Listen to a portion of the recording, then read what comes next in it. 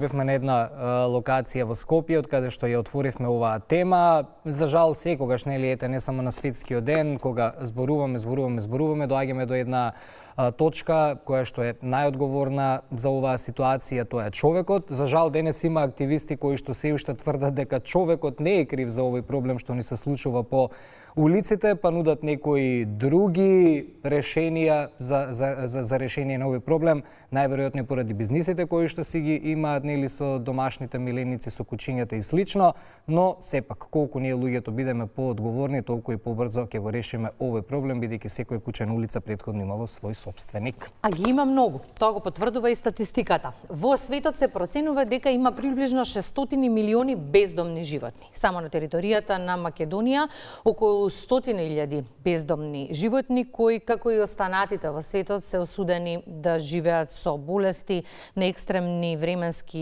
услови и на гневот и бесот на граѓаните кои се јавува најчесто поради недостиг на стратегии за решавање на овој проблем. Решавањето ни е неопходно од неколку аспекти, затоа тоа е причина повеќе. Ова утро во Македонија наутро да разговараме за светскиот ден на бездомните животни, за нивната благосостојба, за сигурноста на домашните миленици, но и безбедноста на граѓаните кои се почесто реагираат на бројноста на бездомните животни на улиците, не само низ Скопје, туку и низ сите градови и села во Македонија.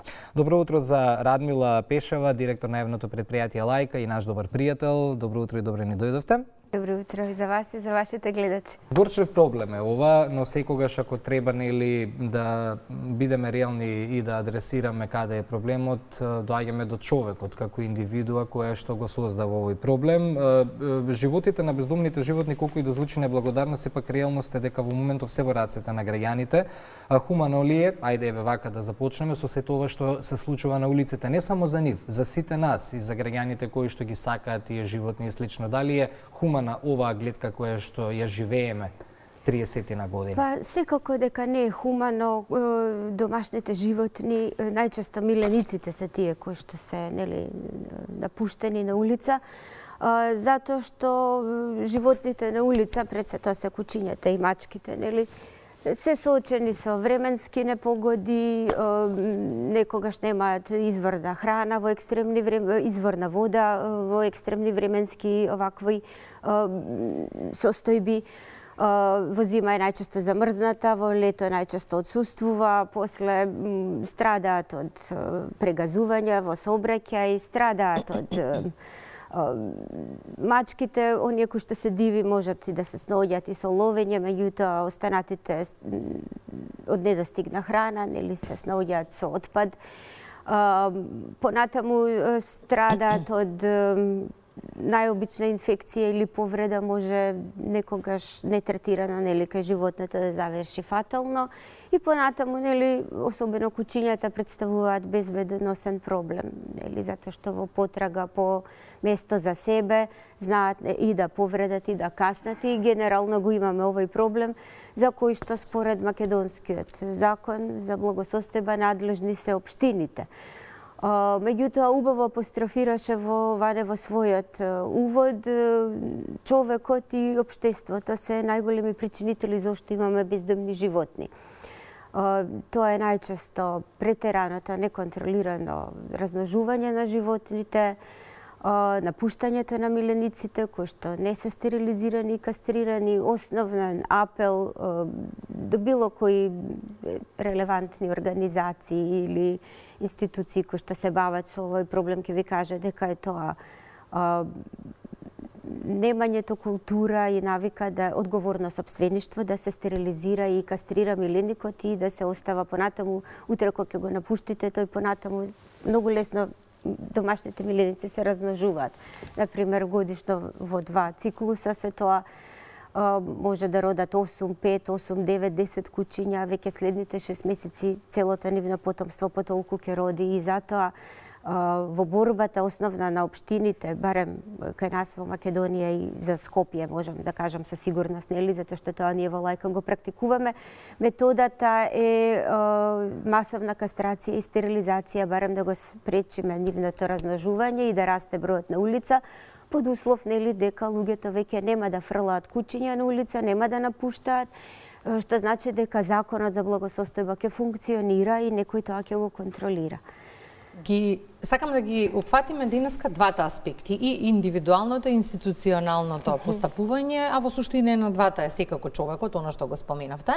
Ајде малку сега прво за институционалното. Година за година истово го зборуваме. Решение се уште активно и функционално немаме. Секако тука е и лајка и другите стационари кои што имаат ограничен капацитет. Неопходна е комуникација поголема соработка со општините, односно на локално ниво. Ја имаме ли, функционира ли конечно истата?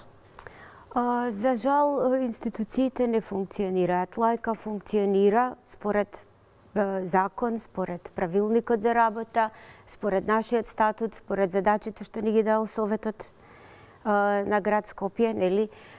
Ние работиме според програма, хуман третмент на животните. До сега работиме најмногу со најголем капацитет во споредба со минатото.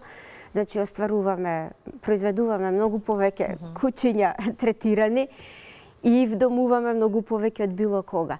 Меѓутоа, видете, проблемот институционален стои, затоа што овие работи и контролата треба да излезе од институциите. Од една страна, општините се задолжени да го бркаат проблемот, да го решаваат проблемот со бездомни кучиња. Од друга страна, немаат доволно ингеренции. Да кажеме, еве, како некоја најблизок пример во кој што би можеле да се огледаме, тоа е, да кажеме, Хрватска или Загреб, кој што, нели, имаме историја заедничка во една држава, пак се некакви балкански земји и двете. Меѓутоа, Загреб многу далеку отиде со тоа што кај нив се контролира одговорното сопствеништво. Значи, нас не треба, ни недостасува алката во тој закон што го имаме на контрола. Кај нас може секој да земе куче, секој да му се каже дека е собственик, секој да размножува куче. Кај нас нема казна, не функционира микрочипирањето, нема казна за ако не си го микрочипирате миленикот, затоа што со микрочипирање практично вие го регистрирате на ваше име и тој понатаму кога ќе се изгуби или кога ќе го напуштите, може некој да ве повика на одговорност. Во овој случај нема таква нешто. Понатаму луѓето кои што создаваат легла не ги микрочипираат своите легла, потоа кога ги даваат на следниот собственик, вие немате потекло на тоа куче. Кога ќе го донесете на ветеринар, ветеринарот не реагира затоа што кучето не ви е микрочипирано. Имаме така една низа законски одредби кои што никој не ги следи, меѓутоа доведуваат до неодговорно сопствеништво, до тоа да имаме кучиња на улица. И после сите се прашуваме зошто имаме кучиња на улица. Еве токму заради ова, затоа што имаме неодговорни сопственици и ништо понатаму. И ништо друго. Некои ќе кажат, кучињата на улица не се од расните кучиња кои што сопствениците си ги купуваат. Тоа е апсолутно неточно. Затоа што првата генерација на расни кучи, на мешанчиња од расно куче, не можете да ја препознаете. Кај нас во лајка точно се гледа дека имаме од ловечки кучиња мешанчиња, од шарпланинци мешанчиња, од разноразни стафорди, териери, бултериери, се и сешта.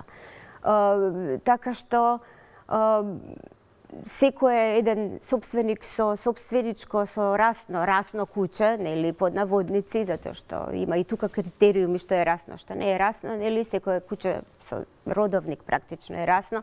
Другото кој што не може расата да ја докаже, се смета, кинолозите сметаат дека не е.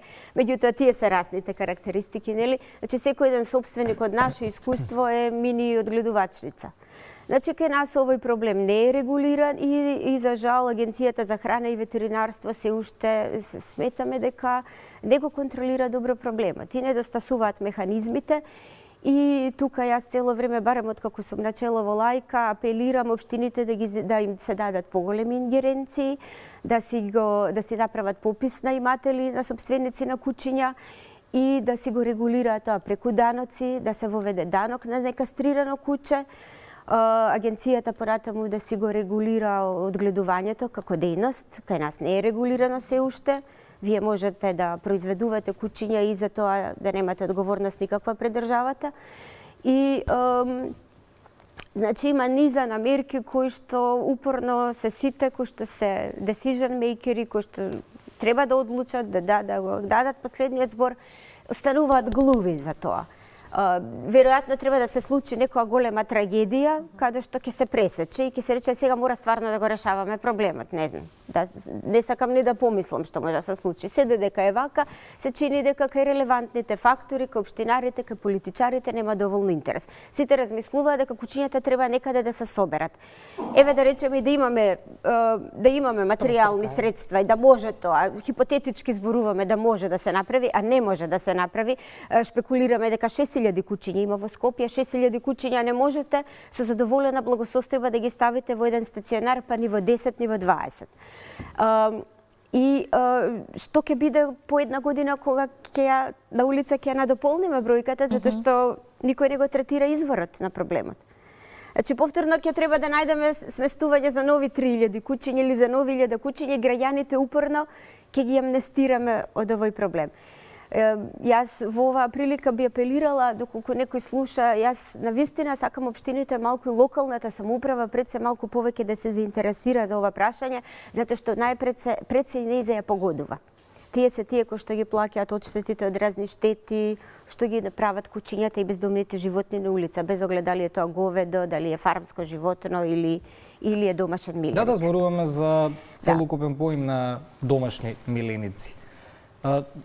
Толку е скапо да се реши овој проблем или не сакаме, како што почна во најавата, да си го впериме прстот во нас луѓето и да го пронајдеме изворот на проблемот? Некако дебатираме расни, нерасни кучиња, а 35 години не можеме да го решиме проблемот, бидејќи човек што сака бездомно животно го сака, без разлика на неговото потекло, дали е расно, дали е нерасно. Не знам, некако се трошат зборови на такви дебати. Да, ја го употребив тој збор затоа што често владее мислењето дека од домашните, дека тоа се зборува гласно. Од домашните миленици не е проблемот на улица, не, напротив, проблемот на улица го создаваат луѓето затоа што луѓето одгледуваат и чуваат кучиња. Вчера имаше ситуација, видео после 6 години го чувале, заминале во странство, го пуштиле на улица. Па ние имаме два такви случаи за кои што знаеме, кои што соседите пријавија дека собствениците починале, кучето завршило на улица. И тоа е многу често и причина зошто кучињата стануваат бездомни. Или, например, се преселиле, кучето едноставно си го оставиле пред влез. И сега тие две кучиња се кај нас. Тие ќе се потрудиме да ги вдомиме, да си најдат дом. Она што јас сакам да кажам, што уште влегува во одговор, не е скапо ване, скапо е ова сега ние што го правиме. Значи скапо е сега скапо е сега одштетите за каснувања што ги плаќа градот Скопје. Скапо е нашата работа стационарска е скапа. Подразбира одреден фасилитет, подразбира да се задоволат услови, подразбира храна и нега на кучињата, подразбира персонал да се плати кој што ќе се грижи за нив. Значи функционирање на кучиња е скапа варијанта. Она што не е скапа варијанта е да функционираат законите. Значи да се воведат казни кои што ќе бидат соодветни, а не несоодветни. Денеска казна за напуштање на куќа кај нас не постои и не е изречена, најодговорно тврдам. Значи, кај нас во Лајка имаме кучиња собственички кои што им ги чуваме на собствениците, не доаѓаат да си ги земат и никој не ги казнува. И ние ги чуваме. И треба, значи, да ги еутаназираме. Како ќе еутаназирате здраво животно кое што некој го напуштил? Како е тоа виновно, објаснете? Абсолютно, да. Може да видиме каков е случајот со Битола. Колешката Ружица ја имаме на второто линковско вклучување. Ружица, Лајка добро функционира, секогаш е потребно место плюс бараме решение за проблемот. Информациите ни се дека и Битолско Хачико одлично функционира во однос на хуманиот третман на животните, но дали е тоа доволно? Ги имали во колкав број на улиците бездомните животни? Добро утро по втори пат. Да, продолжуваме во насока за благосостојбата на бездомните животни. Наши гости се Јулијана Силјановска, активист во Хачико, меѓутоа и председател на фондацијата Бибевски, и професорката Елена Котевска, универзитетски професор, меѓутоа и активист.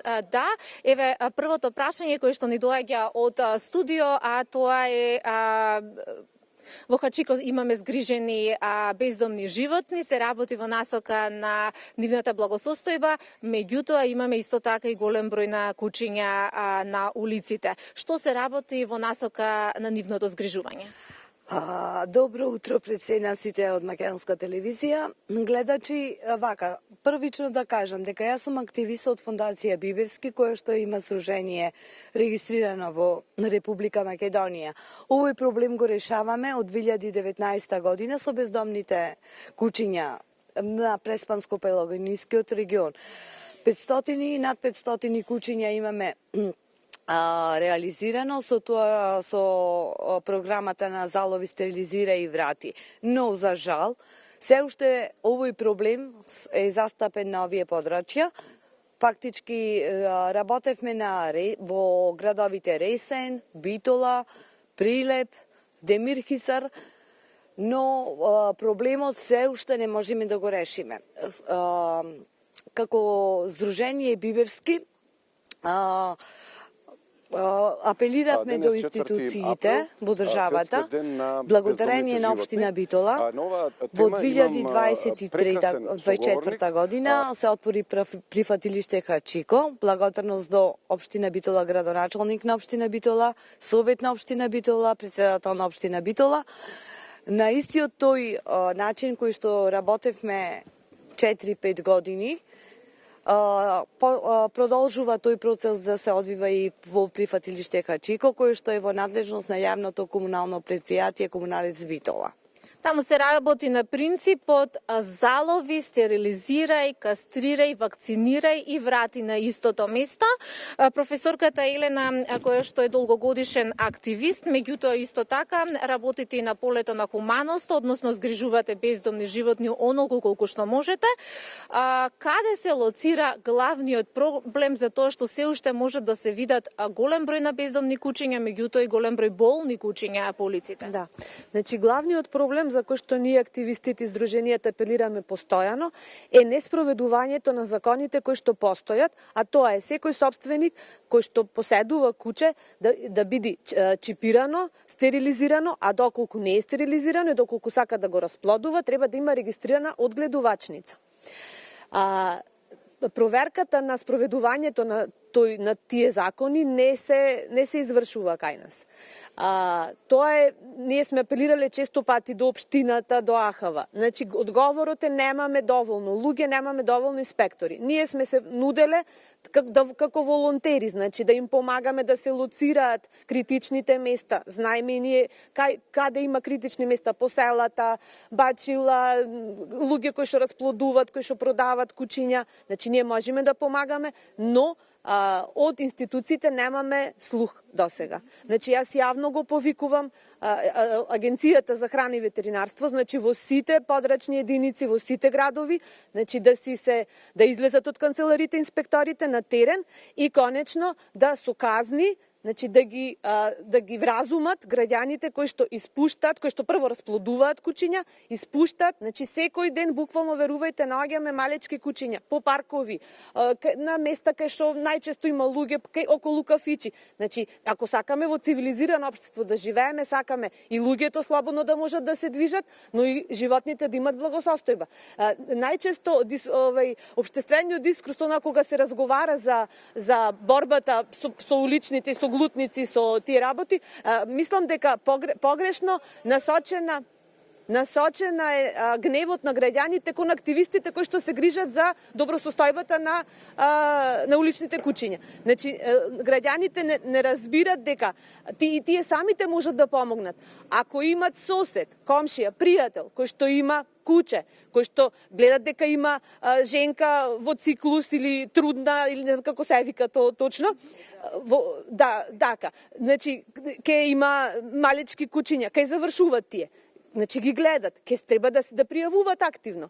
Значи свеста треба да ни работи на сите, значи кај сите блиски луѓе што ги имаме, значи како граѓани прво да реагираме. Ние како активисти се трудиме, ги згрижуваме, бараме локации, гаражи, да ги лечиме, да ги вдомуваме, тоа е огромачен процес, но ние утре сите да ги собериме, утре значи ево од општината да направат 10 прифатилишта и сите кучиња да ги заловат, ако не се реши причината на проблемот. Значи, за 6 месеци истата состојба ќе биде. Така. Значи, голем проблем е според мене што и има граѓани кои што од месарите директно одложуваат големи бутни коски па ги ранат кучињата во центарот на градот. Исто така има голем број кои што и тазе окучени ги одложуваат. Исто така други градови ги остават на подрачјето на Битола. Значи, заклучокот е построги ригорозни мерки и да излезат инспекторите на терен. Проведување на законите кои што веќе постојат. Значи, ако јас шетам куќа, не е чипирано, треба да ме казнат. Ако јас имам дома легло на малечки кучиња, а немам одгледувачница регистрирана, треба да ме казнат. Така. Значи да профункционираат казните на секое ниво и еве пред крајот на разговорот да ги поканиме сите оние љубители на домашни животни, особено на кучиња кои што сакаат да вдомат, да згрижат, да помогнат на некој начин. Еве, утре со почеток во 12 часот во прифатилиштето Хачико ќе има значи отворен ден каде што можат да се видат таму згрижените кучиња, да се запознаат нивните карактери, меѓутоа иако се вдомат тие кучиња, да се запознаат граѓаните кои се нивните обврски. За тоа Елена и Јуле ви благодарам многу и да продолжиме да работиме во насока на благосостојбата на оние на кои што им е најпотребно, во насока на благосостојбата на бездомните животни. Студио? Да. Благодариме Ружица и еве добивме потврда и од Радмила дека Хачико супер функционира и нека биде така и во иднина. Благодариме, беше тоа колешката Ружица Ѓоршевска Джикотарева од Битола. Светски ден на бездомните животни, Радмила, да, не е се во фокус само кучињата, мачињата. Скопје е еден од ретките главни градови во светот каде што во центарот на градот секој турист може да види во било кој време како се измачуваат коњи, како се малтретираат коњи. Тие видеа и слики можеби не се секојдневни, но се дел од животот во центарот на еден главен град, што ние сакаме да го нарекуваме метропола. А ако се споредуваме секогаш со околните држави, тоа го нема ниту во Софија, ниту во Атина, ниту во Приштина, ниту во Белград, ниту во Тирана, од нашите чести патувања таму. Тоа едноставно го имаме како проблем во Скопје. Каде отсуствува нашата емпатија и желба да го направиме општеството посрекно за сите, бидејќи јас секогаш кажувам и луѓето што не сакаат животни кога гледаат малтретирање на улица, не може денот да им биде убав. Ние имавме иницијативи ван, тоа со копитарите не е решено, со коњите. Да, ама ние мислам дека е еден од ретките градови во овој дел од светот што едноставно тоа е секојдневие. Има мачење на коњи. Коњите буквално се напасуваат на јавни површини, кој што не е дозволено кај нас. Видовме кози пред некој ден на Партизанска во средина. Загрозуваат и безбедност на сообраќај. Загрозуваат и сообраќај. Понатаму коњите на вистина се во лоша состојба. Тоа се работни коњи, држави, затоа што се собственост на најчесто ромските семејства со нив рециклираат нели смет. Собираат или картон или меѓутоа грижата за нив е катастрофална и мислам дека Агенцијата за храна и ветеринарство нема начин, нема каде, и ако го одземе животното поради лошо чување, зашто многу пати сме им пријавувале, немаат каде да ги сместат. Едноставно имаме... Но добре, во другите држави сигурно има луѓе кои што рециклираат, собираат отпад, меѓутоа не гледаме. Ние направивме една иницијатива коњите комплетно да се забранат од употреба во сообраќај. И како што сигурно е во другите земји. И за работа, да не се користат веќе за работа, затоа што од причина што тоа гледаме дека не функционира кај нас, дека не може да се регулира и никој не го контролира. Што е најбитно, овие коњи се рентаат во 3 смени. Значи, тие што ги поседуваат коњите, што се сопственици нивни, затоа што и коњите имаат тапија и за коњите. Зошто нема слух за решавање на проблемот? Не знам, овдека треба да викнете некого од Агенцијата за храна и ветеринарство и конечно да одговори на сите прашања. Да, затоа што и јас се прашувам истото, ние имаме милиарда представки за коњи, граѓани на нас не пишуваат, ние на АХВ, коњ на јавна површина повреден не може да стане, па со наши акции ние сме ги спасувале преку приватни, како се вика, луѓе што приватно чуваат, што се бават со коњи, со фармство на коњи или како тоа веќе се вика, да дојдат со свое возило да му помогнат, ветеринари на терен сме викале да можат инфузија да му дадат на коњот.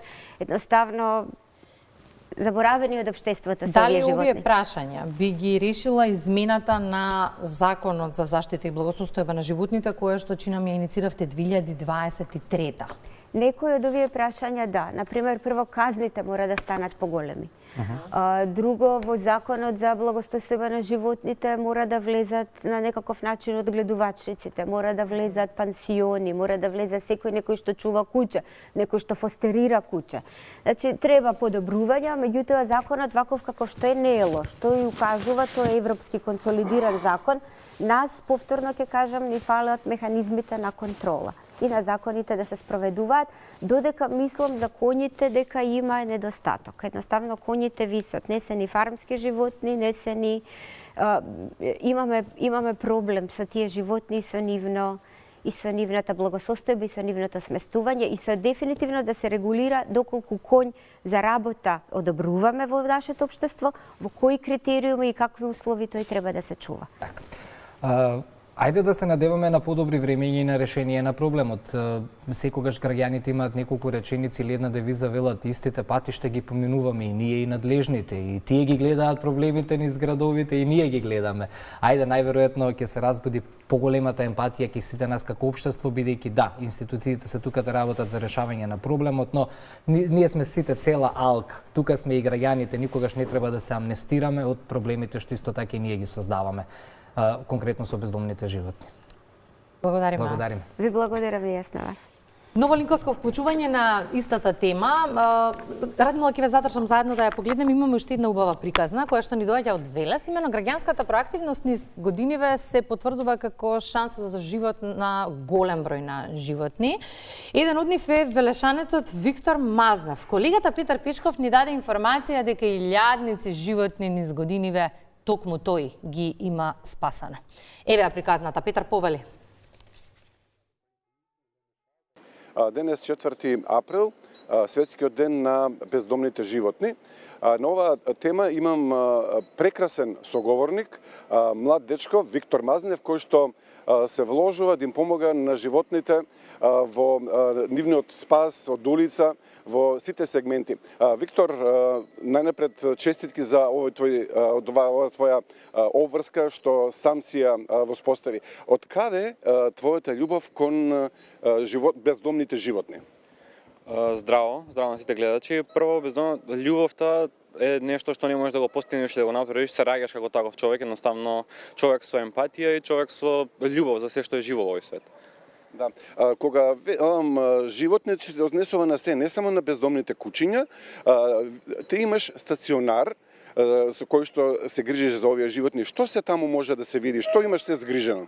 Па вака имам стационар за кучиња. Најголема бројка имаат кучињата, имам околу 70 згрижени улични кучиња од улиците на општина Велес, имам неколку згрижени коњи кои што биле малтретирани и напуштени од своите собственици. Имам исто спасено кози, овци од чување во несоодветни услови и куп птици кои исто така биле чувани во несоодветни услови. Како успеваш сето тоа да го издржиш финансиски, со оглед дека ти си млад, невработен, како доаѓаш до средства за сите овие животни да ги прехраниш и да обезбедиш сместување?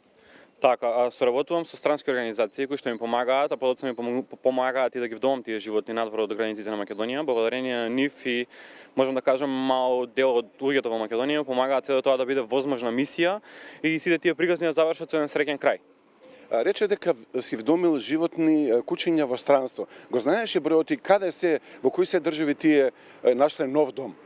Па вака, бројот точно не можам да го кажам, поради тоа што секој месец имам животни што патуваат. Можам да кажам дека сите овие години, веќе се 14 години што помагам на кучињата на улица. Сигурно бројката има надминато над 1000 вдомени кучиња и мачиња. Исто во соработка со странски организации кои претходно го проверуваат домот. Тука е голема процедура поради тоа што треба да се проведе домот, треба да се спремат документи, сето тоа да биде по еден легален пат изведено. Бара голема процедура, голема посветеност, но кога се работи со љубов ништо не е тешко, така да на тие луѓе можам да ви кажам дека се во Белгија, Холандија, Англија, Германија, Франција, Европа. Поголем дел се во Европа и голем дел има во Обединетото кралство. Дали имаш помош од некого во овој стационар кој што ги здомува животните или се тоа е твоја сам ја работиш таа работа? Па вака волонтери немам во стационарот, работам сам И најново нешто е што жена што пред 5 години од мене вдоми куче, се врати со кучето да живее во Македонија со цел да ми помогне во целата таа работа. Се врати од каде? Странство? Се врати од Англија, она го вдоми кучето пред 5 години во Англија. Англичанка е? Да, англичанка, детектив во пензија. Пензионерските денови одлучи дека сака да ги помине во Македонија, помагајќи на бездомните кучиња. Има големи луѓе секаде на планетава Земја. Виктор, една за непопуларна тема, луѓето често реагираат за бездомните кучиња за оние каснувања. Тие реакции се на место. Како да дојдеме до заштита од оваа состојба?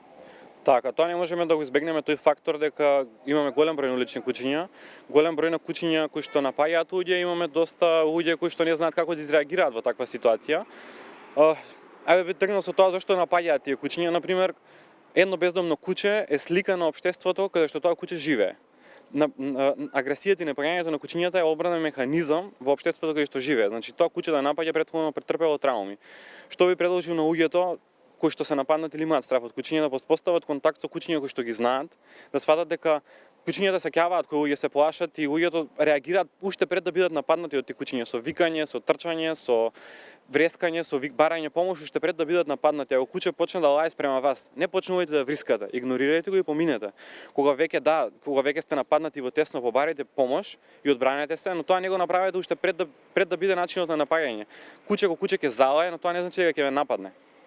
Виктор, да кажем дека општина Велес вас си одаде признание, ви даде почесто признание за денот на општината за градот Велес на 9 ноември. Тоа значи дека сепак го респектира вашиот труд во заштита на бездомните животни. Така, нашиот првенствен градоначалник Аце Котевски ми го додели тоа признание. Со тоа што со него имав голема соработка за решавање на проблемот со уличните кучиња.